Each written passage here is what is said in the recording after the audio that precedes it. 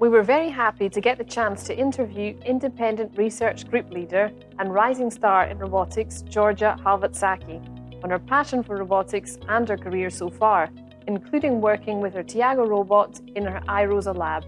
So, over to Georgia to introduce herself and tell us more. My name is Georgia Chalvatzaki.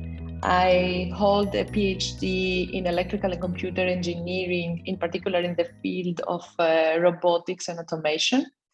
I am currently an independent research group leader of the Intelligent Robotics for Assistance group here at the Technical University of Darmstadt in Germany.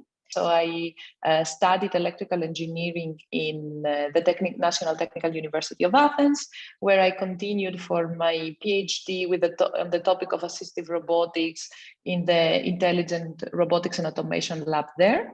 Then in October 2019, I came here in TU Darmstadt to work as a postdoc with Professor Jan Peters. To focus on particularly on robot learning. From 2021, after a long process that almost lasted 1 year, I received a research grant so that I can start my own group here at TU Darmstadt to study the topic of mobile manipulation. What inspired you to start a career in robotics, and was it your childhood dream to go into the field of robotics? I wouldn't say that it was my childhood dream, but rather a teenager's dream. But of course, as a kid, I was fascinated by robotics and technology. I will tell you though why I decided to do robotics. It was basically when I was in high school, and we had to do this project on cutting edge technologies. And it was out of luck that I had to do the topic on robotics, but it was this initial hint that basically I said, oh my God, I want to do this thing. Fantastic.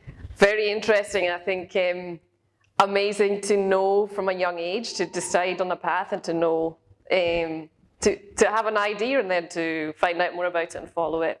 It wasn't easy, right? For sure, it was very difficult. But during the undergraduate, I had to work to support my family and my studies. So it was very, very difficult to finish the school and be able to get the degree. And I will admit that sometimes I said, okay, I cannot do it. But luckily, I said, okay, no, follow your dream. Like, I know it's a bit cliche, but I said to myself, no, don't give up, follow your dream. And try to do a PhD in robotics and see where this will take you. And I am very, very happy that I didn't give up on this dream.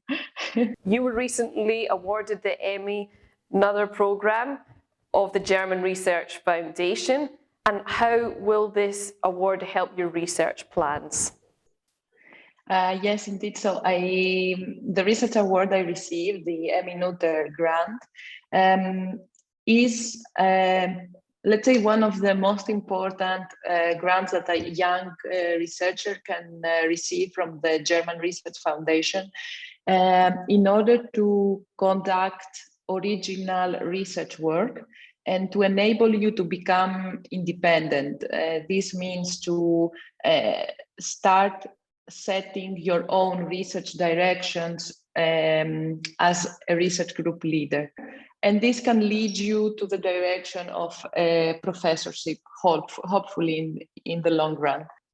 So since my dream is to become a professor and I want to follow this academic career path, I would say that this grant will be the one that will enable me to achieve this dream. So it's, I think, a very important step in my career. What is Tiago++'s role in these projects, and which of the Tiago++ features have been especially useful in these projects and also in the iROSA lab? So the Tiago++, I would say, is the fundamental research tool for us in all these projects. First of all, regarding robot trust and iROSA, in particularly the idea of let's call it mobile grasping, the approaching of objects and creating algorithms to effectively plan how the robot should approach, how the pose of the robot should be, so that the objects are always reachable to it. In the Hero project, what is even more interesting is that we have to teleoperate for 2 arms. So we have to take into advantage the opportunities that Tiago++ give us through the bimanual setting that it provides. When a human operates, when a human manipulates, we without thinking, we use usually both hands, especially when we have to do some challenging, let's say, manipulation tasks. But for the robot, is not something that it is intuitive. So I think all these different features of Tiago++ allow us to tackle different aspects of the different problems that we have in the different projects in the iROSA lab. Which challenges do you imagine that robotics will face in the next 10 years? I think if we take into account the whole aspect of robotics, there are far too many challenges to consider.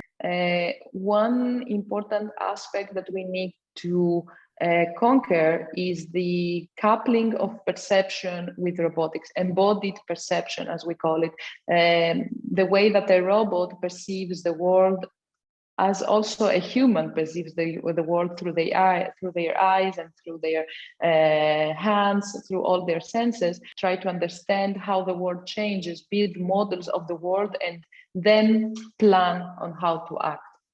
Our robots have been able to solve tasks when you are operating in a very structured setting, like the bean picking, for example, where basically you are very constrained and the operations are very, very limited. But if you want to operate in a free space, the numbers that you can, the number of ways that you can approach an object, the number of ways that you can plan your robot to like open a door, there are many, because it's high dimensional. It's a very big challenge, and it's actually something that we hope that we can make a contribution in the near future.